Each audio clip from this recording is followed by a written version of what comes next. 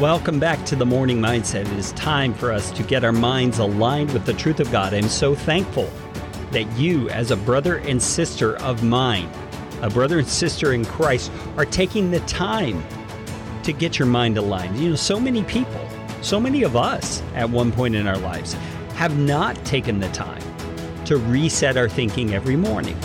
And it's so vital to living life the way that we should. We've got to keep our eyes on the prize. We've got to keep our lives on track because we derail so easily.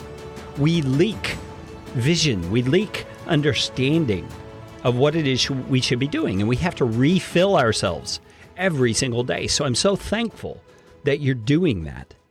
You know, it's interesting as we go through our devotional time as believers in Christ, we read various things and it may stir something in us at the moment.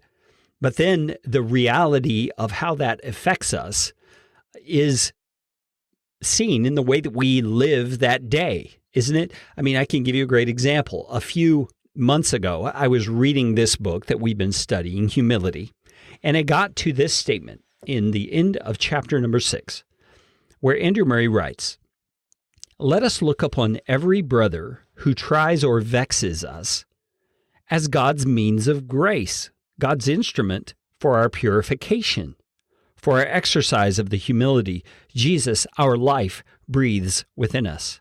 And let us have such faith in the all that God is and the nothing of self, that as nothing in our own eyes, we may, in God's power, only seek to serve one another in love."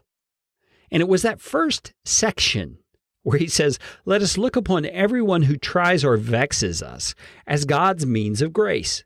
That kind of stuck out to me and it resonated and it made me realize, oh, wow, there's a perspective that I very seldom have.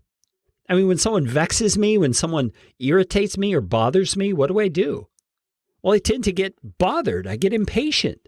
I respond badly. I say things I shouldn't, and I treat them perhaps with contempt or irritation. And what Andrew is describing here is the response of a person who is full of humility, someone who looks upon every person who tries or vexes them, someone who frustrates the heck out of them, as a means of God's grace. It's a situation and a person God is using to refine us, to sift pride out of us and build humility into us. Now that is a gear-stripping concept, isn't it? And so the thing I was saying at the very beginning about how those things can stir in us during our devotional time, but then really come to fruition during the day, was actually the way it happened in my life. That particular day, I had read that, and I was driving along. And for those of you who don't know, my family and I have sold our house, and we live in a great big motorhome, and we drive around the country. We're traveling right now. And so driving in the motorhome is a different experience. I mean, it's a huge thing that you're driving, and you have to be very aware of all kinds of different things. Well, at one particular juncture, I was driving the motorhome through an intersection that just on the other side of the intersection, it immediately narrowed from 2 lanes to 1 lane on my side of the road. And so this 4-lane road suddenly became a 2-lane road. And I'm driving along in the right-hand lane. I'm just getting across the intersection as best I can in the motorhome. And this guy in a car comes speeding past me on the left-hand side, just as the lanes are starting to narrow. And my temptation at that moment was to get frustrated and say, you idiot, if you could just see what's coming up the road. But this passage from Andrew Murray started echoing in my mind. Let us look on every brother who tries or vexes us as God's means of grace. And I think I laughed out loud at the moment that I caught myself about to spout off an irritated comment.